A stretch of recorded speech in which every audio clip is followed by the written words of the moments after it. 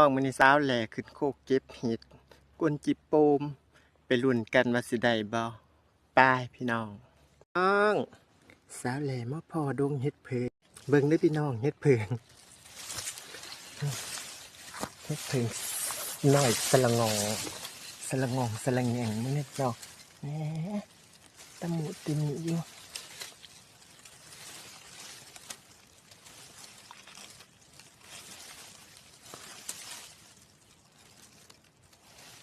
แซ่บเด้อนี่น้อยๆหวานเด้อ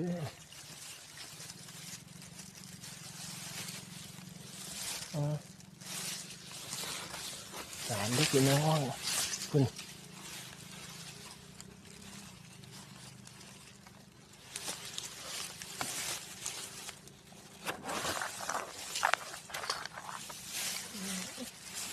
กำลังขึ้นกับมีเนากับมีอันพูดมันเฮ็ดหยังคุณ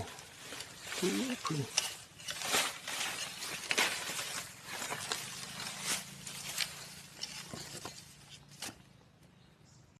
พอหอดบักสมเกียงพี่น้องบักสมเกียงสมเกียงปลาพี่น้องมางามแท้ปานดอกบัวสวยมากดอกหมากผงพี่น้องอยู่บ้านซาแลเอิ้นหมากผงแต่ถ้าเอิ้นน่าจะเอิ้นต้นปรุงมั้งพี่น้องพี่บ้าได้เห็ดเบิ่งได้พี่น้องเพราะว่าพี่บ้าพ่อเห็ดพะนะเห็ดตะไคร้จ้าเห็ดตะไคร้อันนี้เห็ดยังไงอันนี้คือเห็ดดินอันนั้นคือเห็ดยังไงโอ้ยอันนี้คือเห็ดดินไล่ตาเนี่ยได้พี่น้อง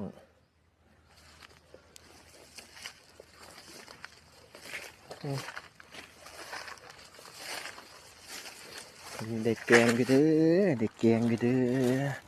อีกจูมหนึ่งพี่น้องเบิ่งเห็นบ่ฮะจูมบักงามพี่บาพอเห็นคือเพิ่นว่า